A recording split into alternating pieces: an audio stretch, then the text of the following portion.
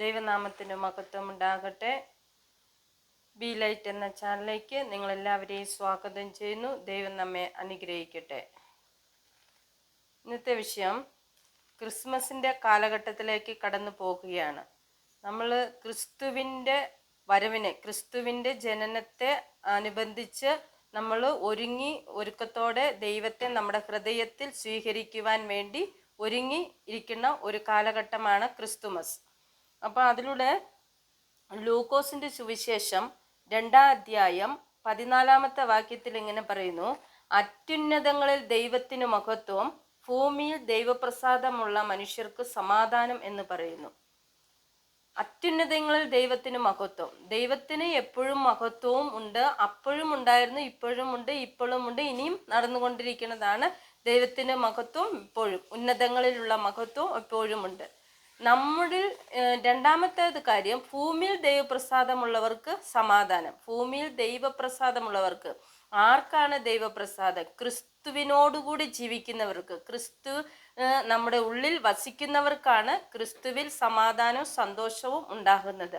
അതുകൊണ്ട് പ്രിയമുള്ളവരെ, ഈ ക്രിസ്തുമസ് ആഘോഷവേളയിലും ക്രിസ്തു നമ്മുടെ ഹൃദയങ്ങളിൽ ജനിക്കുവാൻ നമ്മുടെ ഹൃദയങ്ങളെ ഒന്ന് തുറന്നു കൊടുക്കണം. ക്രിസ്തു അന്ന് യോഹന്നാൻ, അതായത് സെഖരിയാവിൻ്റെ, അതായത് സ്വർഗീയ പിതാവിൻ്റെ മനസ്സിൽ അന്ന് ക്രിസ്തു ജനിച്ചു.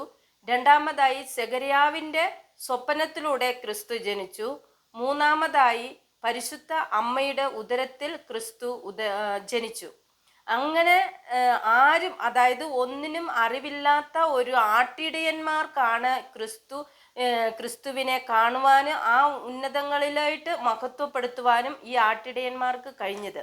അതുപോലെ നമ്മളെപ്പോലുള്ളവർക്ക്, അതായത് ജ്ഞാനികൾക്കും ശാസ്ത്രിമാർക്കും ഒരുപോലെ ദൈവസമാധാനം കൊടുക്കുവാൻ കഴിയുന്നുവെങ്കിൽ അത് ക്രിസ്തുവിൽ മാത്രമാണ് പ്രിയമുള്ളവരെ. അതുകൊണ്ട് നമ്മളും നമ്മുടെ ഹൃദയങ്ങളിൽ ദൈവത്തെ ഏറ്റുകൊണ്ട് എളിമയോടും പിന്നെ അതുപോലെ തന്നെ നമ്മുടെ ഹൃദയശുദ്ധിയുള്ളവരായി തീരുവാനും അതുപോലെ തന്നെ നമ്മളെ തന്നെ പൂർണ്ണമായി ഒന്ന് സമർപ്പിക്കുവാനും ഉള്ള ഒരു കാലഘട്ടമാണ് ക്രിസ്തുമസ്. അങ്ങനെ ക്രിസ്തുവിൻ്റെ സമാധാനവും സന്തോഷവും സ്നേഹവും അനുഭവിക്കുവാൻ ക്രിസ്തുമസിൻ്റെ കാലഘട്ടത്തിൽ കേക്കുകൾ മുറിച്ചും ആ കേക്കുകൾ മറ്റുള്ളവരുമായി പങ്കിട്ട് ആ സ്നേഹത്തെ പങ്കിടുവാനാണ് ക്രിസ്തുമസ്. ക്രിസ്തുവിൻ്റെ സ്നേഹത്തെ പങ്കിടലാണ് ക്രിസ്തുമസ്. അങ്ങനെ ഈ ക്രിസ്തുമസ് ആഘോഷത്തിലേക്ക് കടക്കുവാൻ ദൈവം നമ്മളെ അനുഗ്രഹിക്കണേ. അതിനായി ഒരുങ്ങി നിൽക്കുവാൻ നമ്മളേവരും ദൈവം അനുഗ്രഹിക്കട്ടെ, ബലപ്പെടുത്തണേ. യേശു ക്രിസ്തുവിൻ നാമത്തിൽ തന്നെ. ആമേൻ.